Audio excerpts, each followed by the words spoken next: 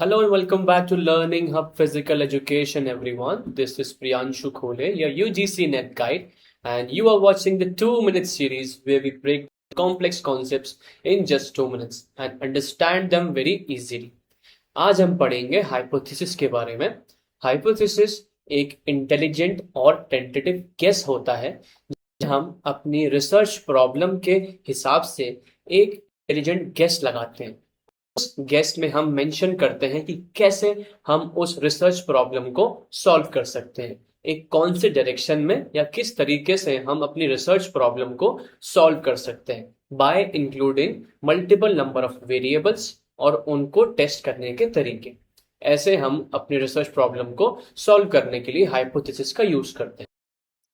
Now if we talk about null hypothesis का एक symbolical name है, दैट इज द HO।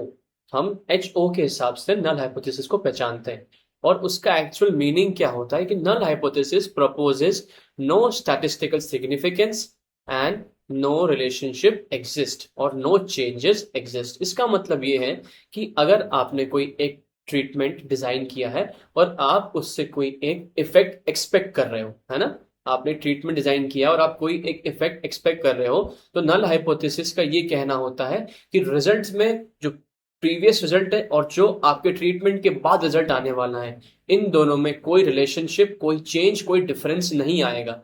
और ये प्रिडिक्ट कौन करता है? आपके नल हाइपोथेसिस HO प्रिडिक्ट करता है कि आपका जो ट्रीटमेंट है उससे जो इफेक्ट आने वाला है उसमें और पिछले ट्रीटमेंट में या फिर पिछले रिजल्ट में कोई डिफरेंस नहीं होने वाला, वो सेम टू सेम होने वाला है। इसका मतलब डायरेक्टली ये बताती है नल हाइपोथेसिस कि आपका जो ट्रीटमेंट है वो इतना वर्कफुल नहीं है और उससे कोई भी चेंज नहीं आएगा, है ना। तो यही बात में बोली गई, that is there is no statistical significance and no relationship exist. इसका मतलब रिजल्ट पहले भी सेम रहने वाला था और अभी भी आपके ट्रीटमेंट के बाद रिजल्ट सेम ही होने वाला है। नल हाइपोथेसिस का एक स्टेटमेंट भी है, the statement of no change or no relationship. कोई चेंज नहीं आया रिजल्ट्स के अंदर, that means null hypothesis accept हो जाती है। That means null hypothesis accept हो जाती है। क्यों? क्योंकि रिजल्ट्स पहले भी सेम था और अभी भी आपके चेंज करने के बाद भी, आपके ट्रीटमेंट देने के बाद भी रिजल्ट सेम ही रहा है। That means null hypothesis true हो गई है।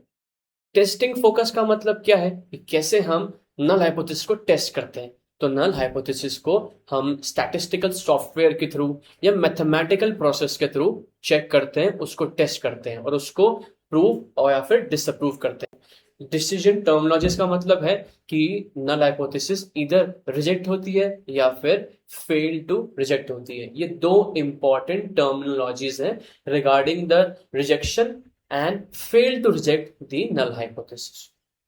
और इसका रिलेशनशिप थ्योरी क्या होता है हम समझते हैं।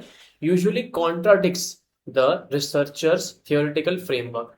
एज ए रिसर्चर अगर मैंने अपना कोई स्टडी बनाई है, अपनी कोई ट्रेनिंग बनाई है जिससे चेंजेस आ सकते हैं, तो अगर नल हाइपोथेसिस ट्रू हो गई, दैट मींस राइट नाउ मेरी ट्रेनिंग के इफेक्ट्स उतने सिग्निफिकेंट नहीं है और मैं चेंजेस नहीं पैदा कर पा रहा हूं, है ना। इसी की वजह से कोई चेंज नहीं आया और नल हाइपोथेसिस ट्रू हो गई।